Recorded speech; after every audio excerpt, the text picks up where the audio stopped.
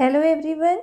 इस वीडियो में हम इंटरनल कंट्रोल इवैल्यूएशन मैनुअल से रिलेटेड कुछ इंपॉर्टेंट एमसीक्यूज़ करेंगे।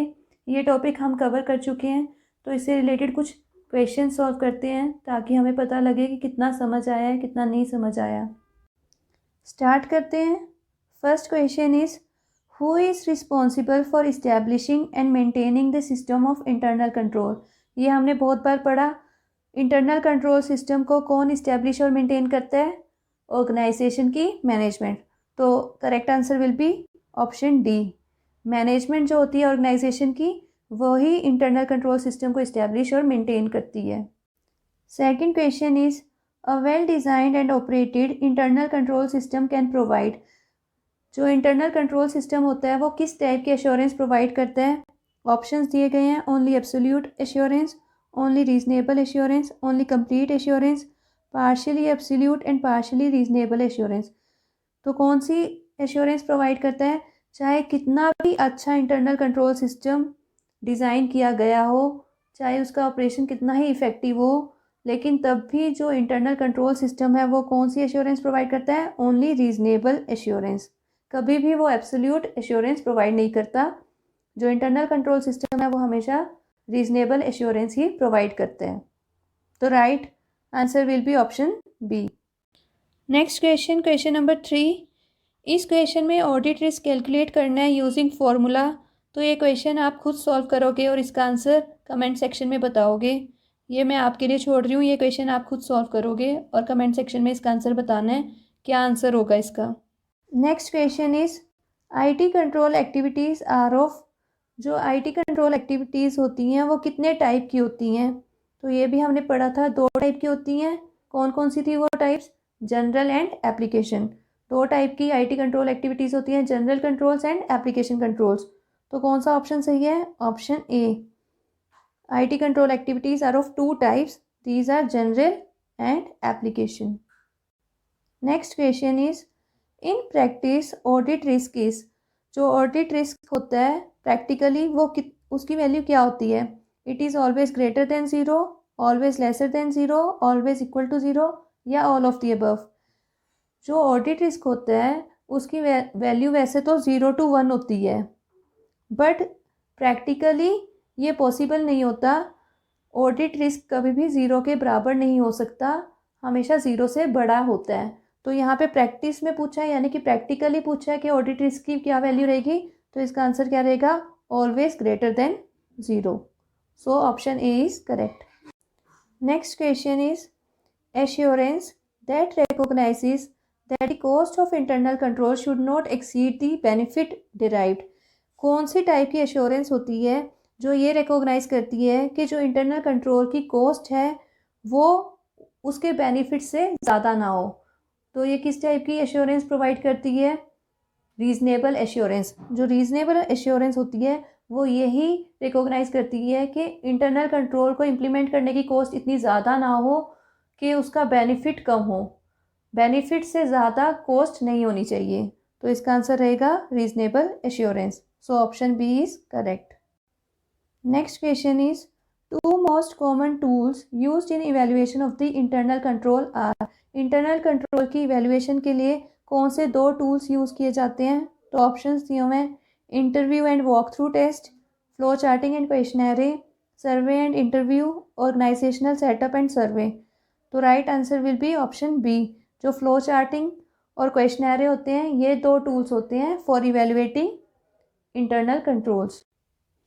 Next question is components of internal control include. Internal control के कौन कौन से कंपोनेंट्स होते हैं? हमें पता है 5 कंपोनेंट्स होते हैं। Control environment, risk assessment, control activities, information and communication and monitoring.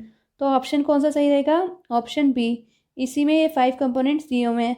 जैसे ऑप्शन सी में 6th कंपोनेंट भी दिया हुआ है करेक्टिव मेजर, जो कि कोई कंपोनेंट है नहीं, तो सी ऑप्शन गलत है।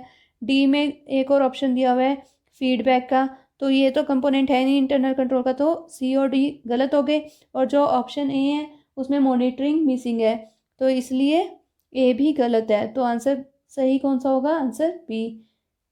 Next question, pick the incorrect one regarding internal control. Internal control से रिगार्डिंग कुछ स्टेटमेंट्स दी गई हैं, हमें बताना है कि कौन सी स्टेटमेंट गलत है। तो ऑप्शन ए में बोला गया है system of internal control must be under continuing supervision by management to determine that it is functioning as prescribed. जो इंटरनल कंट्रोल का सिस्टम है उसे मैनेजमेंट कॉन्टीन्यूस बेसिस पे सुपरविजन करती है ताकि जो इंटरनल कंट्रोल सिस्टम का फंक्शन है वो वैसे ही परफॉर्म हो। तो ये तो सही बोल रहा है, ऐसे ही होता है। मैनेजमेंट का यही काम है to establish and maintain the internal control system. जो मैनेजमेंट है वो ही इस्टेब्लिश करती है और उसे मेंटेन करती है और उसे सुपरवाइज भी करती है ताकि जो उसने सोचा है कि कैसे इंटरनल कंट्रोल सिस्टम वर्क करे वो वैसे ही वर्क करे। तो ये स्टेटमेंट तो सही है। अब स्टेटमेंट बी देखते हैं। Regular receipt of government orders rules regulations etcetera by field formations denotes weak control. जो गवर्नमेंट के ऑर्डर्स या रूल्स या रेगुलेशंस होते हैं अगर फील्ड फॉर्मेशंस यानी कि फील्ड डिपार्टमेंट्स उन्हें रेगुलरली रिसीट करते हैं तो ये एक वीक कंट्रोल है। नहीं, ये तो बल्कि स्ट्रॉन्ग कंट्रोल हुआ। वीक कैसे हुआ? ये तो होना चाहिए। अगर गवर्नमेंट कुछ भी रूल्स या रेगुलेशंस निकालती है, कोई ऑर्डर्स निकालती है, तो जो फील्ड डिपार्टमेंट्स हैं, फील्ड ऑर्गेनाइजेशंस हैं, उन्हें वो ऑर्डर्स टाइमली रेगुलरली मिलते रहें। तो ये तो अच्छी बात है। लेकिन इसमें बोला है कि ये वीक कंट्रोल है। नहीं, ये बल्कि अच्छा कंट्रोल है। तो ये स्टेटमेंट गलत है। ये स्टेटमेंट गलत है। अब नेक्स्ट स्टेटमेंट देख लेते हैं। Regular reporting system for management control absence of reporting system through periodical return indicates weak control system. Management control के लिए रेगुलर रिपोर्टिंग सिस्टम होना चाहिए। हाँ, ये तो होना ही चाहिए। लेकिन इसमें बोला है कि रिपोर्टिंग सिस्टम अगर एब्सेंट हो तो ये एक वीक कंट्रोल है। बिल्कुल सही बोल रहा है। अगर रेगुलरली रिपोर्ट नहीं किया जाएगा मैनेजमेंट को तो ये एक वीक कंट्रोल हुआ ना, यानी कि वहाँ पे जो कंट्रोल सिस्टम है वो वीक है। तो ये स्टेटमेंट बिल्कुल सही है। नेक्स्ट स्टेटमेंट देखते हैं। A system of communication with internal audit internal audit not inform timely about the system breaches reflects a weak control. तो ये क्या बोल रहा है? जो इंटरनल ऑडिट होता है उसके साथ ऐसा सिस्टम बिठाना चाहिए कि उसके साथ हर चीज़ कम्युनिकेट की जाए। जो ऑर्गेनाइजेशन में हो रहा है उसकी जो फंक्शनिंग है, उसका सिस्टम है, वो इंटरनल ऑडिट को बताया जाए, उसके साथ कम्युनिकेशन की जाए, उसे टाइमली बताया जाए। लेकिन सेकंड लाइन में क्या कहा गया कि इंटरनल ऑडिट को टाइमली बताया नहीं जा रहा, यानी कि सिस्टम टाइमली उसे बता नहीं रहा। तो ये क्या हो रहा है? गलत हो रहा है, यानी कि एक वीक कंट्रोल है। तो यही ये बोल रहा है कि अगर इंटरनल ऑडिट को टाइमली इन्फॉर्म नहीं किया जाता तो ये एक वीक कंट्रोल है। तो सही बात कह रहा है ये। तो इन सारी स्टेटमेंट्स में कौन सी स्टेटमेंट गलत थी? Statement number B. क्योंकि अगर गवर्नमेंट ऑर्डर्स को रेगुलरली रिसीट करेगा फील्ड फॉर्मेशन तो वो एक स्ट्रॉन्ग कंट्रोल है, वीक कंट्रोल नहीं है। और बल्कि इसमें लिखा हुआ है कि अगर वो रिसीव करेगा तो ये एक वीक कंट्रोल है, जो कि गलत है। इसलिए स्टेटमेंट बी, जो ऑप्शन बी है, वो गलत है। इसलिए हमने बी को ही चूज़ करना है क्योंकि इन्होंने पूछा है कौन सी इनकरेक्ट स्टेटमेंट है। ठीक है ना। Next question.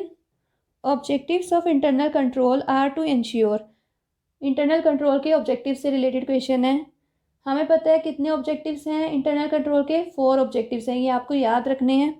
तो आप देख लेते हैं इसमें फर्स्ट स्टेटमेंट में क्या दिया हुआ है। Executing orderly ethical economical and efficient and effective operation. ये तो एक ऑब्जेक्टिव है इंटरनल कंट्रोल का, ये तो सही है। सेकंड दिया हुआ है फुलफिलिंग अकाउंटेबिलिटी ऑब्लिगेशंस, ये भी एक ऑब्जेक्टिव है इंटरनल कंट्रोल का। थर्ड दिया हुआ है assisting external auditor in course of evaluation of internal control. Internal control की इवेल्युएशन के टाइम पे एक्सटर्नल ऑडिटर को असिस्ट करना, ये तो कोई भी ऑब्जेक्टिव नहीं है इंटरनल कंट्रोल का, तो ये तो गलत है। नेक्स्ट है complying with applicable laws and regulations. जो इंटरनल कंट्रोल सिस्टम है वो इंश्योर करता है कि ऑर्गेनाइजेशन एप्लीकेबल लॉज और रेगुलेशंस को कंप्लाई करे, तो ये ऑप्शन सही है। Next is safeguarding resources against loss misuse and damage. Resources को बचाना फ्रॉम लॉस एंड मिसयूज, तो ये भी एक ऑब्जेक्टिव है इंटरनल कंट्रोल सिस्टम का। तो कौन कौन सी सही है? Statement 1, 2, 4 and 5। तो ये कौन से ऑप्शन में है? ऑप्शन बी में। तो option B will be correct. तो इसका आंसर क्या होगा? Option B. Next question is 4 type of responses to risk must be considered. कौन से 4 टाइप के रिस्पॉन्सेज कंसिडर किए जाते हैं रिस्क को एड्रेस करने के लिए? Transfer, tolerance, treatment and termination. So option A is correct. Transfer, tolerance, treatment and termination. Next question is, the acceptable level of audit risk is the risk of material misstatement in financial statements that is acceptable to. जो acceptable level होता है audit risk का, वो किसको acceptable होता है? To the head of the audit entity, to the state government, to the auditor या to the PSE. किसको acceptable होता है? To the auditor. तो आंसर will be B. जो acceptable level of audit risk होता है वो उतना लेवल होता है जो एक्सेप्टेबल होता है किसे? ऑडिटर को. तो answer will be B. That is all for today. Thank you. और भूलना मत, क्वेश्चन नंबर 3 का आंसर बताना है आपको कमेंट सेक्शन में.